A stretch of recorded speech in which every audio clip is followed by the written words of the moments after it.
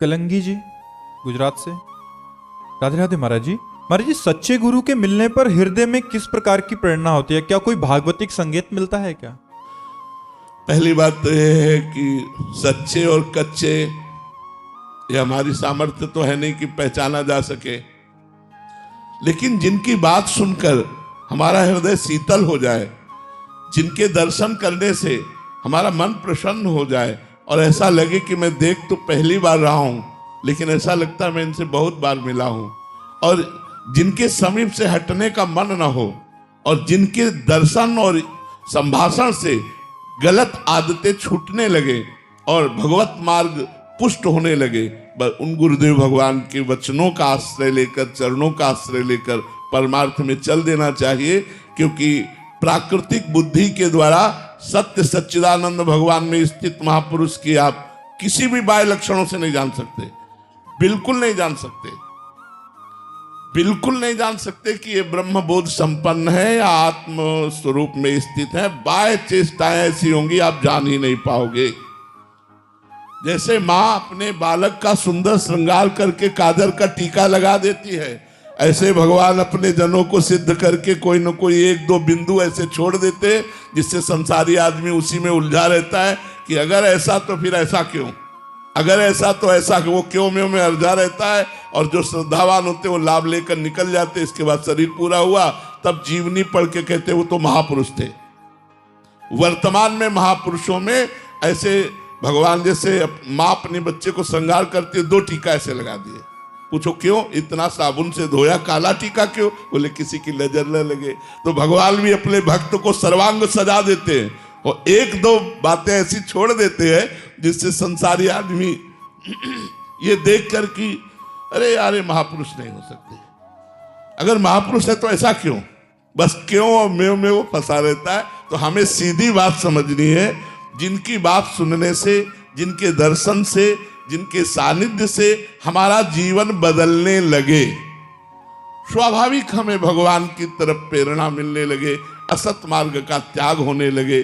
जान लेना चाहिए हमें गुरुदेव मिल गए और उनकी शरण में होकर उनकी आज्ञा का पालन करना चाहिए। नरेश मित्तल जी गुरुग्राम से। राधे राधे महाराज जी, आपके चरणों में कोटि कोटि प्रणाम। महाराज जी, इस अस्तित्व में जो कुछ भी विद्यमान है वह सब उस परम परमेश्वर की संरचना है और वही इसके एकमात्र। एक चीज और देखना है, परम परमेश्वर की संरचना नहीं है, परम परमेश्वर ही स्वयं बना हुआ है। इसलिए कह रहा हूं कि आगे का उत्तर आपको मिल जाए।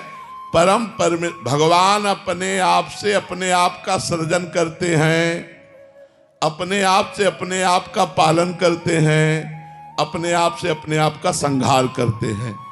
वो रचना नहीं करते, वो अपने आप को इतने रूपों में विभाजित करते हैं। वेद कहता है एको हम बहुश्यामा। जी आगे। महाराज जी, इसका ज्ञान होते हुए भी मन में मान, बड़ाई और प्रतिष्ठा का भाव सदैव रहता है। नहीं ज्ञान है, ये ज्ञान ऐसा है जैसे स्वप्न में हम अपने को जागते हुए देखते हैं, लेकिन वास्तविक हम जागते नहीं रहते, हम सोते होते हैं। जब जगते हैं तब स्वप्न मिथ्या लगता है, लेकिन स्वप्न में जो जागते रहते हैं उस समय सही लगता है ना, कि हमें लोग मार रहे हैं, हम भाग रहे हैं, या हमें सुख मिल रहा है या दुख मिल रहा है।